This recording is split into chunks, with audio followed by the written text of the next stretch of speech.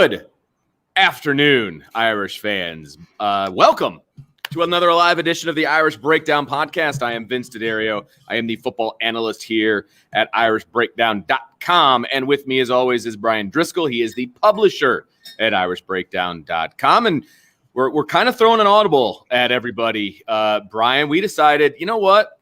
Live Mailbag Friday. It's a great day. We're going to go live on Tuesday this week because we have a very interesting topic to discuss.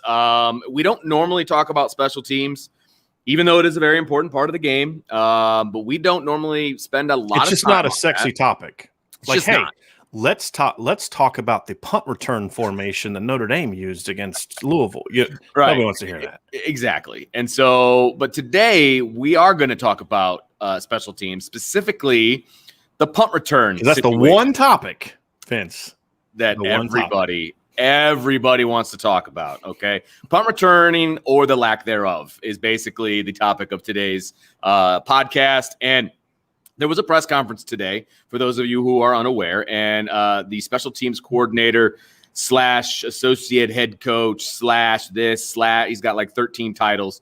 But he had his press conference today, and one of the topics that came up was the punt return situation. And I believe somebody actually used the term fair catch you at one point. That was pretty brutal. And he did not like that. Right. And so it wasn't me. No. It wasn't me. It wasn't you. It was somebody else in the local media, from what I could gather. So we're going to play Coach Polian's comments, and then we're going to talk about it. So, Brian, if you are ready, let's hear from Coach Brian Polian.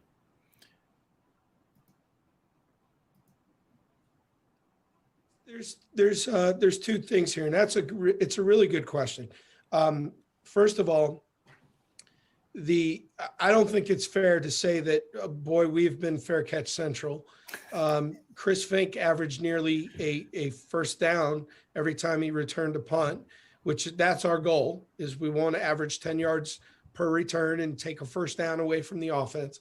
And unfortunately, Fink had one touchdown called back. Against Duke, he got tackled on the 5. Against Wake Forest, he got tackled on the 3, which I thought happened just because Fink doesn't like me. He just was mad at me, and he didn't want us to have a punt return touchdown.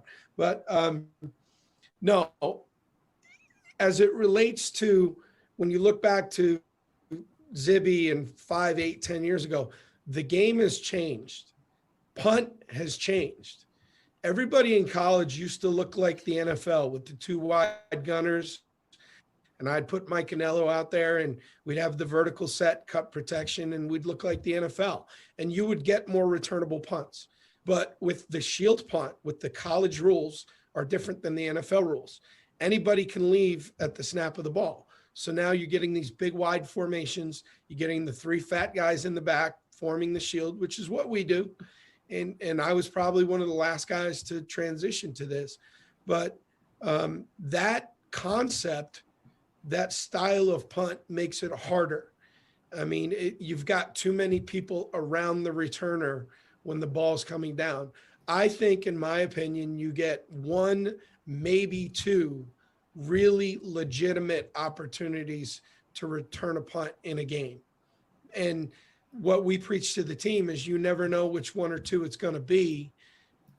And we've got to be, working on all cylinders every snap so that when we do get a legit return opportunity, that we can take advantage of it. And that's the challenge for us. But the reality of it is the game has changed. The style of punt, the rugby punts, the balls on the ground, the amount of people that are around your returner as the ball's coming down, that has changed dramatically in the last 10 years. And it, if you don't recognize that change and you're just saying, boy, they used to return more punts than they do now. I mean, you got to recognize that the game has changed. So, Vince, that is what Coach Polian had to say today about punt returns. Yes. And so we're going to dive into each one of those points and kind of address them, because there's some things here that are correct, and we're going to show what he's talking about. And there's other things you're saying, yes, but. My response and your response is, yes, but that was his comments. And he was a little defensive about it, which I thought I get because he's probably heard it a ton. Well, and you're coming at him. He feels like you're coming at him because he's the special teams coordinator, and I get that he takes it personally. And you know what? I want my coaches to take things personally, so I'm okay with that part. I really am. Take it personally. That's okay. Yeah, just okay, but then he needs to do something about it at this point in time, and that's I think one of the things he said that was kind of eye opening to me, Vince, was he talked about how he was one of the last people to adjust to it, and I think that's important to recognize, and it's an important something that he's accepted and admitted, because then it's kind of like, what is the old expression? Step one is identifying the problem, and then step two is doing something about it. Right. And so, yes, step one, you've identified the problem. But I want to address too, part of this is there's a lot of merit to what he's saying. And that's what we're gonna dive into next, Vince, is, I want to kind of go over what he's talking about as far as the game has changed. And we're gonna look at this here. So this is a punt return from 2005. This is Notre Dame versus Tennessee. Okay. This is from 2005. This is one of those games where Tom Zbikowski had a punt return for a touchdown. Now, the reason I'm not showing the actual play where he returned one for a touchdown is because they never gave a wide angle, because NBC was always late to react to things, even back then when it comes to showing things. So the punt return touchdown, they showed the back view, but it shows the same thing. But here's a wide view, and you can see what I'm talking about. Vince, you and I have talked about this a little bit before. You've got the two outside guys. You've got these two gunners, and then you've got the personal protector, and he'll back up a little bit. So you've got these three, those 5, 6, and then 5 up front, right? Yep. Well, the way that you returned punts back then is at the snap. And Vince, I don't know if you were on special teams in high school or college. I was never on punt cover team until my freshman year of college. I played receivers my freshman year of college, and so I was on the punt team. And it was, you got to drop and hold for 2 seconds. Yep, and you wait for the thud. Right, because here's the deal: if 2 guys get through back then, the punt was getting blocked. Right, because you had one personal protector. That was it. Yep. Well, now here's what it looks like today. And this is kind of what he's talking about. So you still have the 2 outside guys. You still have the 5 up front. But instead of the wings and then the personal protector, you just got these 3 big guys back here. Now, Louisville's formation is a little bit different because they kind of do like that. They kind of go here a little bit and do like a little bit of a rugby punt sort of thing at times. But this is the alignment. This is what he's talking about. Those are 3 big guys stacked. And that's why the elephant, that's what we call them. We call them the elephants in the back, the 3 big guys. And that's why they're off-centered, because he was going to rugby style to the right. And so that's the point of attack. So that's why they're off-centered. Most teams will have those guys right behind the center, and the ball will get snapped right between 2 of those guys. Right. And so now what happens is not just the alignment. The other aspect of this that's changed is in college football, you do not have to wait to get downfield. In the NFL, I still believe you do. Now, in college, you used to have to wait, I believe. If I remember correctly, back in the day, you used to have to kind of wait. I don't remember if it was a count or whatever, but certain guys couldn't go until the ball was kicked, I believe was the rule back in the day. And it's changed and evolved over time. It's not the case anymore. And so this is another example of it's not just the 3 guys back there. It's also the fact that you can just release people right away, which has caused it to change. And here's what we're talking about. This is that game against Tennessee from back in 2005. Now, what I did was I took a stopwatch and I counted to 2 seconds after the snap. And at 2 seconds after the snap, now you see the 2 gunners down here on the outside are still gone. That's the same as now. There's 1 guy past the line of scrimmage. And that's the snapper.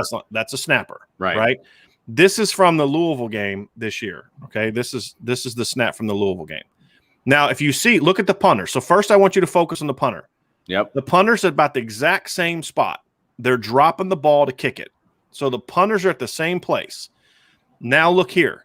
You've got the 2 outside gunners, but now you have 3 guys past the line of scrimmage and another 4th that would have been passed if the Notre Dame guy didn't do a good job of jamming them at the line of scrimmage. Okay, so right there, that's a huge difference. Now, if you go back and watch the Tom Zbikowski punt return that he had for a touchdown in that game in 2005, he made 1 outside guy miss, and there was a right up the middle. That's all you got to do, though. I mean, back then, yes. Now you have to make a guy miss, right? That was the old expression. You need to find a punter who can make 1 guy miss, and that's still true. But now what's happening is look at the head start that these guys have.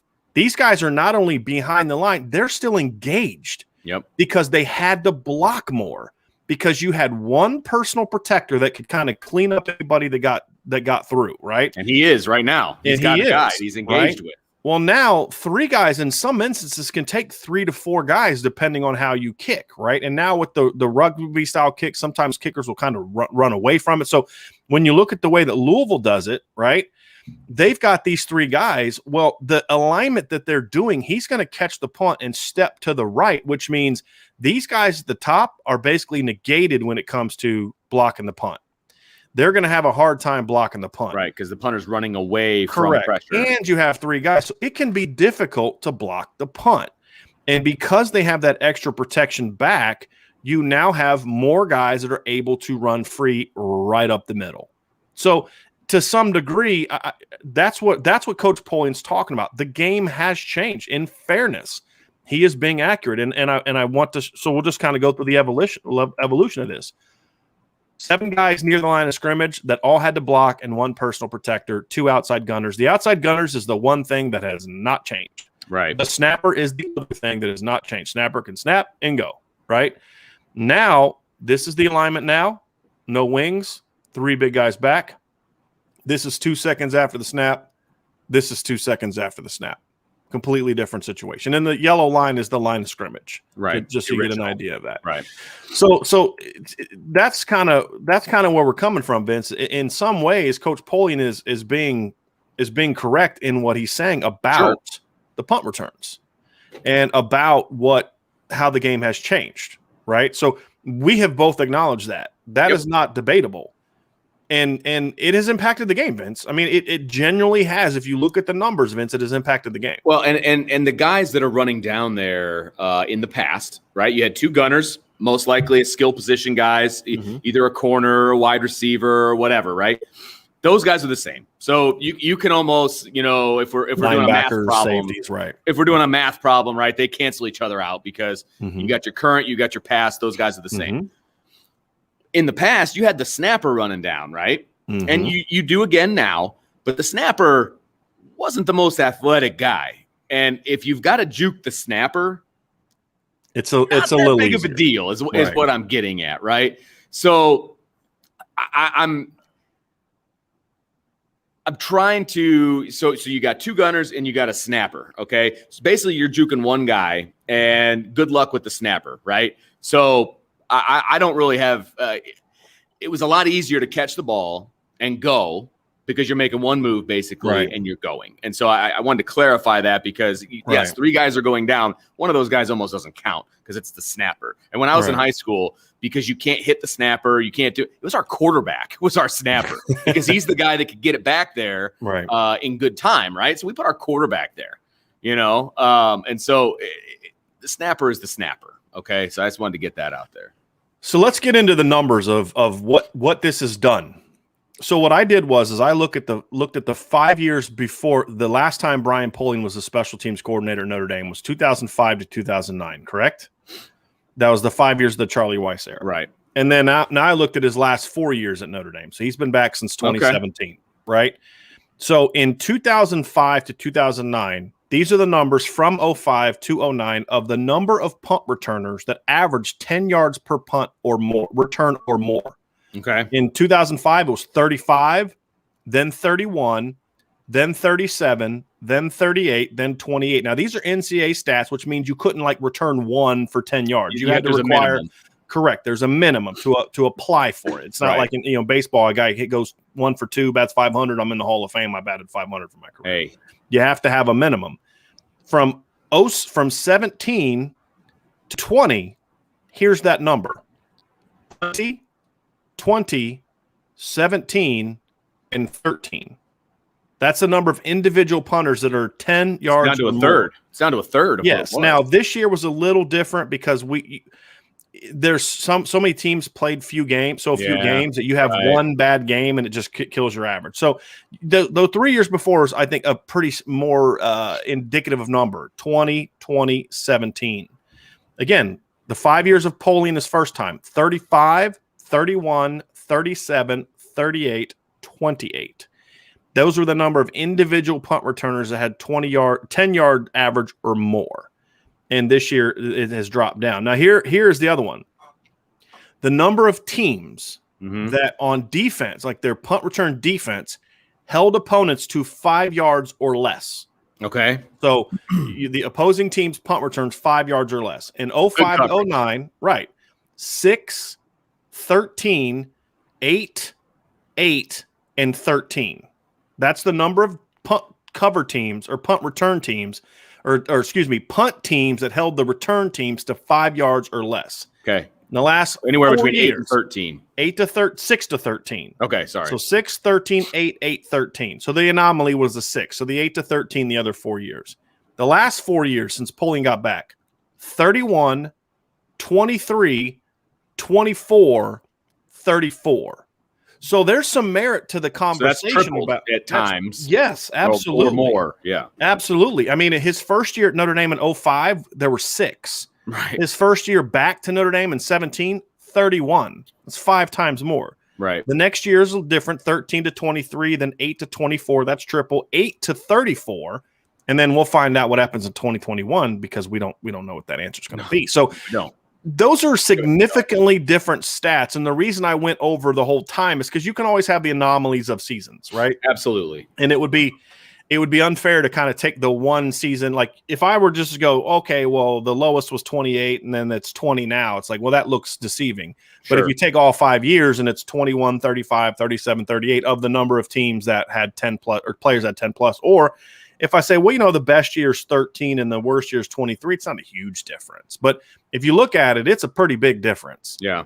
So I do think there's merit to the notion of this is why there is an increased influence of catch the ball first.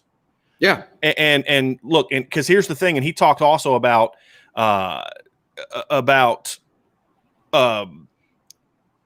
how you look at it and say, well, it's about the net punting average, and that's all true. And so, now it's emphasizing catch the ball, don't let it roll. And when you say catch the ball, it's not necessarily about fumbling it. That's obviously important, but it's more about a guy that has range that can go get it, that's not going to let it roll. And that was kind of my issue with Matt Salerno is he was a good job at catching it, but I felt there was a lot of balls he should have caught that he didn't catch. And you wonder, does he have the range to do that? And I know that Chris Tyree is the obsession about fans because he's so explosive.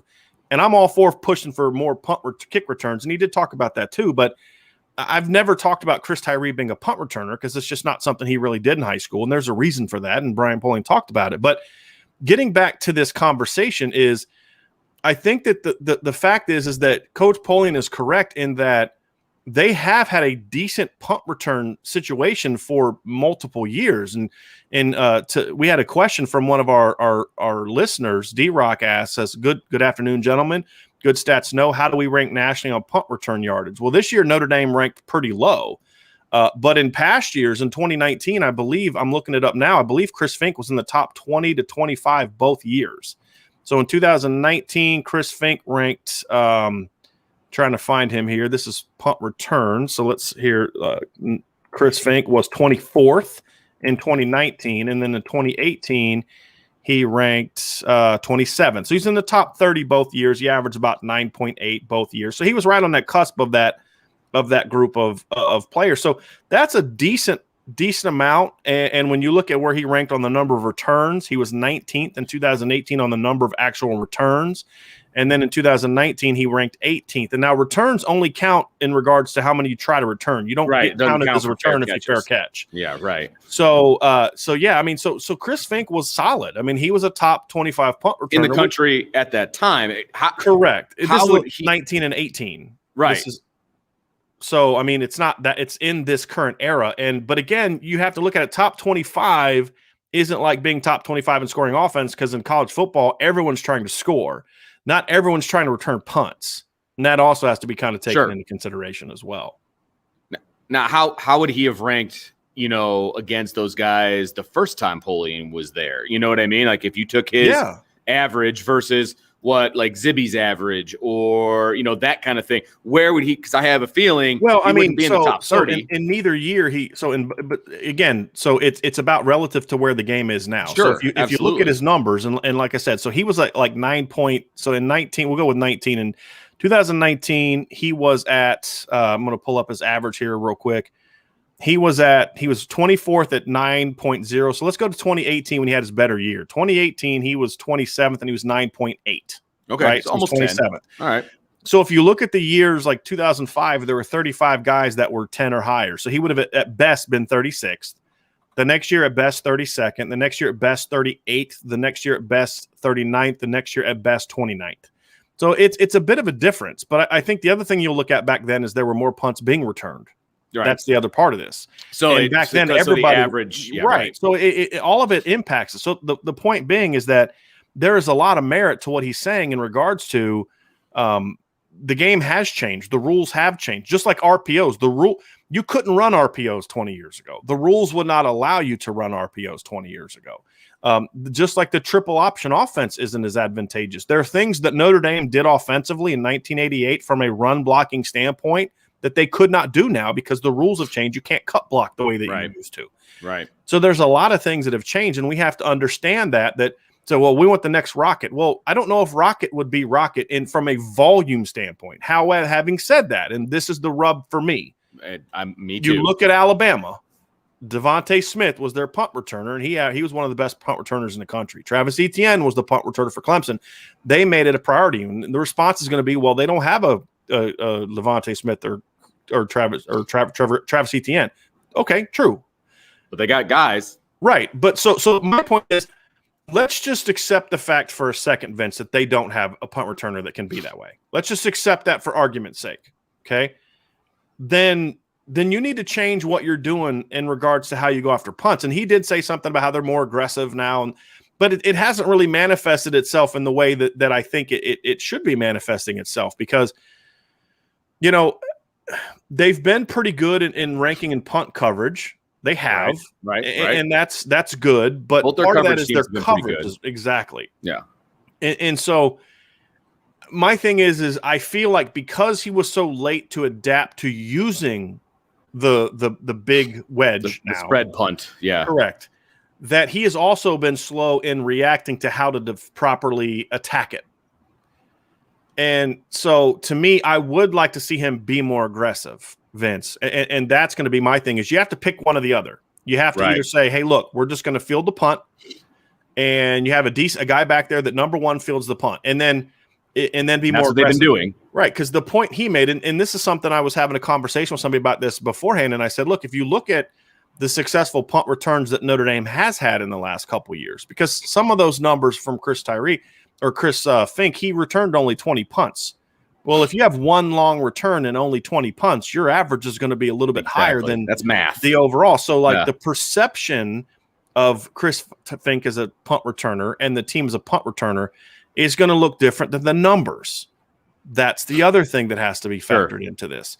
So there's just a lot of things that go into it. And I would say, while I accept what he's talking about from regards to just the overall premise of the game has changed is true, I still don't think that necessarily absolves him of all potential criticism when it comes to, is Notre Dame doing enough to then counter what teams are doing? Because it's like those defense. Remember when the spread is in its current form first came up, nobody knew how to defend it. It just would go crazy. I mean, Chip Kelly's offense would just crush teams. Well, now Chip Kelly, his teams are kind of mediocre scoring. Right. And it's because teams have kind of caught up to it, and now everybody's doing it. And that kind of has to be factored in. So, I think it's one of those things where when you look at Chris Tyree or Chris Fink, he had 20 punt returns in the 2 years.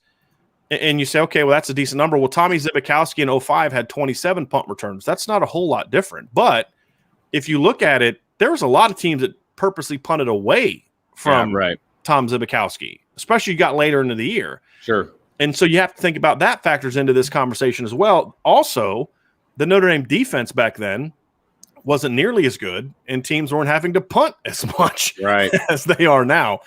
And so those are just some of the different things that you kind of look into and say, it sounds good and there's a lot of merit to what he's saying, but at the same time, with all due respect, you need to be doing more as the special teams coach to then say, okay, what are we doing in return? And that's my big thing. No, and for me, you asked me before the show, did you listen to what he said and what is your opinion of what he said? And I get it. I get where he's coming from. I've seen the numbers. You've talked about the numbers. We know what the numbers are, right? But I just don't like don't bury yourself in the numbers either. Mm-hmm. I would much rather see, hey, let's go attack a punt. Mm-hmm. And then they're going to have to keep guys in to block. So now we've got a better chance at returning one, right? There have been multiple forcing a shank. Absolutely. And so it becomes, let's be more aggressive towards the punter, which allows us to be more aggressive from the punt returner. And he said in his comments that they believe there's 1 to 2 returnable punts a game. And you just don't know when those are going to be. Okay, if that was true, then number one, I wouldn't have Matt Salerno back there catching punts because I'm not a fan of what he does if he tries to return them. Mm-hmm. Number one. Number two, too many times the returner, and in this case it's been Salerno, he's calling for a fair catch before he's even scanned the field and mm-hmm. seeing what's in front of him to even know. That's what gets so many Notre Dame fans frustrated. To even know if it's going to be a returnable mm-hmm. punt. Because in my opinion, some of those are returnable, even if it's 5 yards. It's almost as if it's predetermined. That's exactly right. Fair catch it. We're fair catching this one. And I'm not blaming Matt Salerno because he's doing what he's told. That's right. And so what's he supposed to say? No, coach, don't put me out there. Put somebody else out there. He's a walk-on. Of course he wants to be out there. Heck he found his niche, and he battled his butt off when he was out there. Absolutely. So he's giving you the best he can give you. I am in no way blaming Matt Salerno. Okay. What I'm saying is I want them to be a little bit more aggressive when it comes to returning the punts. Okay. Because look, in this day and age, there's protection for the returners, right? I mean, mm-hmm. You're not going to get hit. And if you are, there's going to be a huge penalty, right? And they're probably going to kick the guy out of the game. That's where we're at. Right. So the danger of catching the punt and then trying to juke a guy or getting upfield or whatever, I think is more limited now than it even used to be. Mm-hmm. So take that opportunity, take that chance at returning some of these, even if you only get 5 yards. Right. I'm okay with that. That's 5 less yards that the offense has to get because we've seen at times, sometimes that's really complicated. Right. So I think some of those extra yards. Concern there is, then you get a guy that's too aggressive, and Fink ran into this problem a little bit. Sometimes he'd be too aggressive for no reason, and then he'd fumble the ball and get knocked out, something like that. I think that's their thing. I also think Brian Polian is a lot like Brian Kelly, and he wants to determine and dictate every little thing that happens. Right. And so when he said we don't know when that punt's going to be, then you should never mandate a fair catch. Right. Ever. Because you don't know when that's going to be. Here's my point to this too, Vince, is you say, well, we've seen more blocked kicks. Not really exponentially, though. It's like maybe one more a year. The best year that they had blocking kicks was 2014. They blocked 6. Yeah. Punt, not includes punts and kicks. So they weren't all punts. But they had 2 this year, 3 the year before. I think what they've had is they've had some clutch blocks. The block against Stanford was a big one. But I don't think we've seen a big jump in the number of blocks. And then what he also added to it was because we've been more aggressive, that it's forced teams to make more mistakes. And I think there's a little bit of truth to that. But again, I go back to the point of I still don't think they're necessarily doing things that fully take advantage of, the skill that he has in regards to the type of athletes he has at safety, linebacker, receiver, those positions that would allow him to be better at attacking the punts. And then also not doing enough to kind of set up a return. And so to me, it's like with anything, what are you doing to counter what they're doing to you? And so it's not just as simple as saying, okay, well, fine, we're just going to line up and we're going to bring 8 guys every time. Because, you have the 2 outside guys protecting and then the punt return. We're going to bring 8. Well, okay, that's fine. And that one time they're going to release, they're going to have a guy on the line and one of the wings off, and they're going to release a guy downfield and just throw a little seam route against you for a first down because you're being too aggressive, right? I mean, and then you say, well, then we'll just run everybody back and set up a return. Okay, well, then they're going to, snap it to, one of the wings or something like that, or have somebody kind of step into it, and then they're going to take off running. Or if a team has a punter like Jay Bramlett, who's actually a real good football player. Yeah. Well, Jay Bramlett is also a pretty athlete. Remember the Coach Kelly called a really aggressive fake punt against Duke, I believe it was, when the offense was just struggling against friggin' Duke. who gave up 38 points a game, whatever. Don't get into that. And he made a great call, and I like that. But it's because Duke was being so passive. They were trying to set up a return. So there's always that part of it. My issue is I want to see them be more aggressive with their personnel and their overall philosophy, and then also be more versatile. There's times when they'll run 3 guys and they kind of half, kind of not really running through full speed, and they're not looking to. It's like, why do that? Have them stay at the line of scrimmage, make sure the punt is, and then have them, peel back or whatever the case may be. It just makes no sense to have them do that. It seems like sometimes they're just having guys run through just to have them run through. Either attack or bail, and then mix it up.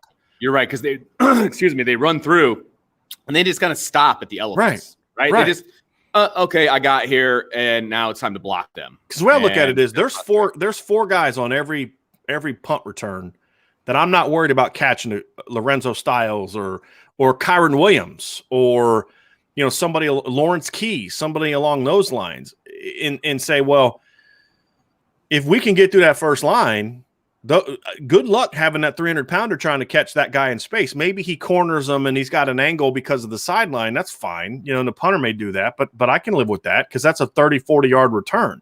So then why aren't you doing more things to counter that? And that's where I go back to his comment of he was so late to react to it that I feel like he's now playing catch up when it comes to how to properly attack it.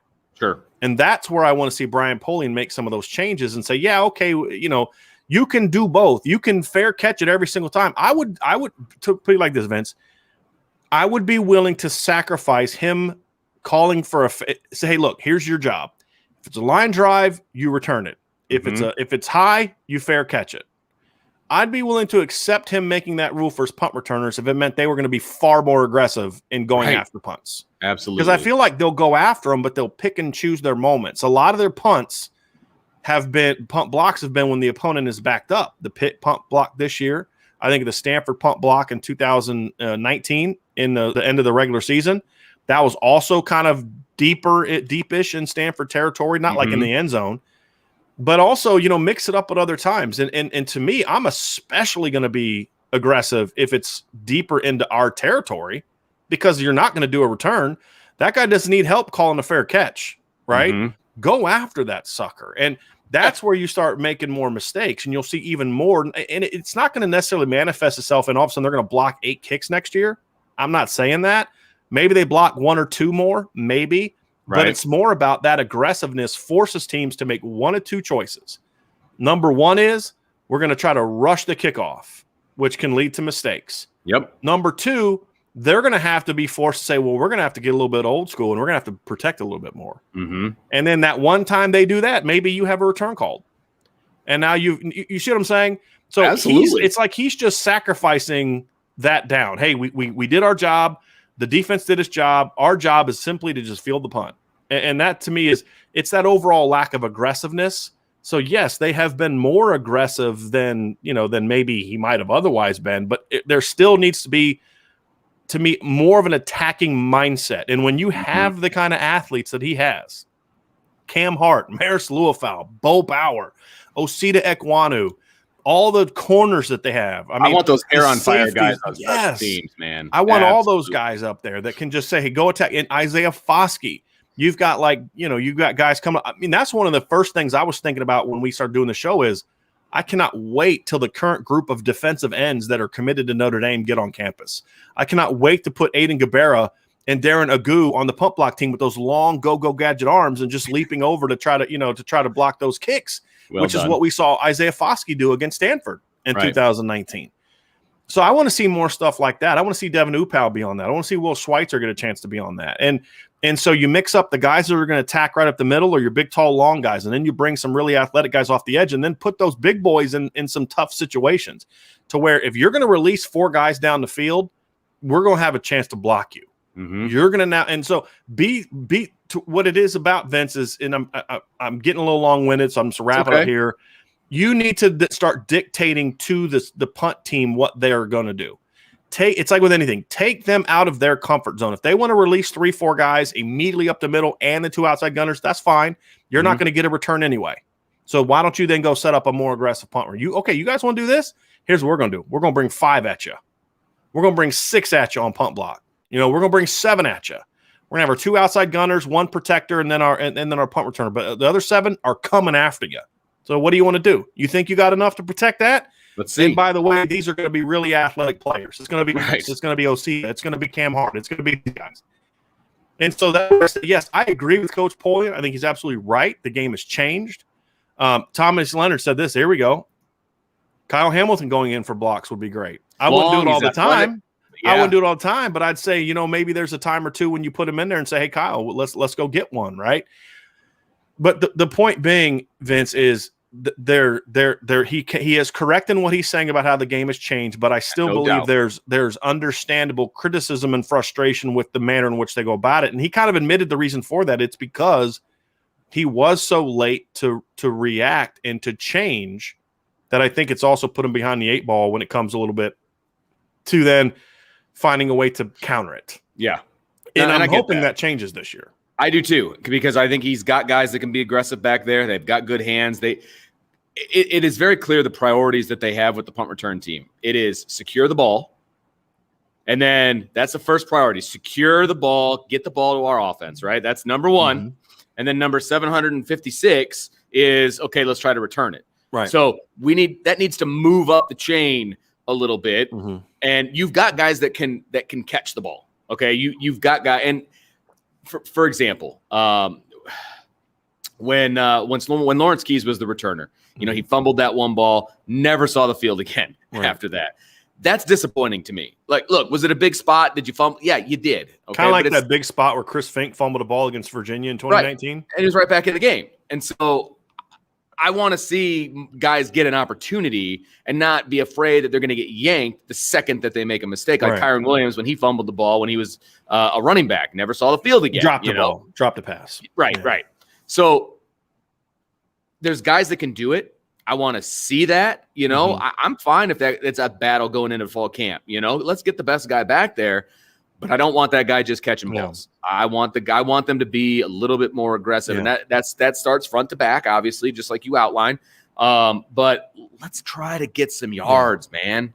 Yeah, I think though on that, Vince, though is we're kind of talking about 2 different things that equal the same end result, and that is, I actually feel like if you're more aggressive, you don't necessarily need Rocket Ismail back there. You don't need Ricky Waters back there, because whoever it is going to have more room to work. And Coach Polian made a point about how they force more short punts. Well, with all due respect, that's a reason why Chris Fink got a lot of his yards. Sure. I think of the return he had in 2018 against Wake Forest. It was they were backed up and they had to kind of rush the punt off, and he kind of outkicked the coverage a little bit. Mm-hmm. Because he then talked about the importance of net punting and all those types of things. So do more things to dictate what they do. And then all of a sudden, look, here's the deal. Matt Salerno's a walk-on at Notre Dame. He's not a Notre Dame caliber athlete. Correct. Matt Salerno's a really good high school football player, though. Matt Salerno's a good athlete. Even he, and I'll say, let me change it because I don't want to disrespect Matt. But it doesn't take Rocket Ismail to get a 20-yard return on a line drive punt right down the middle when they're then forced to then protect more, right? And so those are the things you don't necessarily. I could deal with not having a Lorenzo Styles or a Kyron Williams back there if it meant you were being more aggressive, because I think that would kind of count. What you can't do is not be aggressive and have a guy whose priority is really just returning, fielding punts, and that's it. And I even think Matt Salerno needs to do a better job of catching more of the ones that he didn't catch next year. So if he is going to be the punt returner again, that's. I'm not as upset about that as you are if he can then do a better job. Right. So there's just a lot of things that need to change, in my opinion. And he also mentioned about the kick return thing. That is one where also the game has changed, because teams can just kick it out. There's more kickers capable of kicking it out of the end zone now than there was, absolutely, back in the day. There's more. There's rule changes. You can't do a wedge anymore, which to me makes it a little bit harder to bust open a kick return. But the thing is, I also watch a team that on kick return is very old school in how they're going about it, and there hasn't been the adjustments needed. It's not a real creative kick return situation. You've got one of the most explosive players in college football back there. He'd mentioned that there's a couple that he could have taken back, but he didn't see it. That's fine. But I don't care who That's you have being back young. there. I get that. Well, he could be a senior, Vince. Right. I mean, no running back makes the right read every single time. It's not possible. But when you do it so infrequently, when you do have that miss, it's taken away any chance to score. Right. To me, it's that's another thing where, just be more aggressive, because that's another thing that's going to create mistakes. It's going to cause you to kick the ball out of bounds a little bit more if you're afraid of that. And so there's all types of things that you can do that involves the general aggressiveness. And I feel like that's what we have not seen from Notre Dame under Brian Polian is as much creativity. It's just kind of, this is what we do. And I've talked to some special teams coordinators about this, and they've made this point to me. Like, yeah, Notre Dame, we kind of know what they're going to do on special teams. They're just really athletic. Like, they don't really do anything creative on kickoff. So why are they so good on kickoff? It's not they do anything creative. It's just like, we can't block Jack Lamb. Right. And I had a guy say that to me. We can't block Jack Lamb. We don't have anyone that can. He's 6'4", 230 pounds, and he runs a 4.5. Like, what am I supposed to do with that? You know what I mean? Like, same with Bo Bauer, right? Like, Bo Bauer, that guy's unblockable on kickoff. I mean, and then you've got Osita Ekwonu. So it was more about, they just had really good players, and there was discipline. That's where Coach Polian's done a really good job with the special teams, is they don't make mistakes. Right. And that's where he's done a really good job in the coverage and stuff. Can I throw this up here? Absolutely throw that up there. Connor, you the man. Thank you for giving a stay-at-home dad a break from the kiddie shows.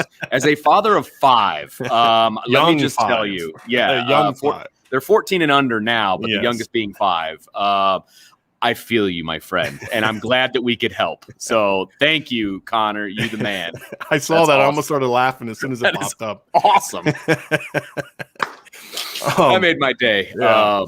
Well, Brian, anything you want to add here? Yeah, I just, like I said, I think Coach Polian's done a good job, Vince, of creating discipline, and they don't make a lot of mistakes. Yeah, agreed. Great job on that. That's why they do rank so high in coverage. The next step, the evolution, because he inherited do we need to remind people how bad the special teams was in 2016 before he took over? The special teams resulted in opponents getting 5 touchdowns. And I'm not talking recovered at the 2-yard line and scored. I'm talking 5 direct opponent touchdowns on special teams. He inherited as a big of a mess on special teams as Mike Elko inherited on defense. Yeah. So he has done a great job riding the ship. Great job riding the ship. Now it's time to take that next step and now become more of a weapon with your return game in the way that you are with your coverage units. That, to me, is how I want to wrap it up is, yes, the game has changed. Yes, there's more you can do to be even better on special teams. And you have the athletes to do it. It's time to figure that out. Be more aggressive. Be more creative within your framework of discipline. And I think the special teams can start making it, because, hey, that's the thing that can make a difference, Vince. You're losing to Bama 7-0, and your offense is struggling, and Bama's getting ready to punt. You finally make a stop, and bam. Or remember the 2015 game against Stanford. Stanford takes that ball right down the field and scores 7-0. You're like, oh, here we go again. And then C.J. Sanders, bam, goes back 90+ for a touchdown.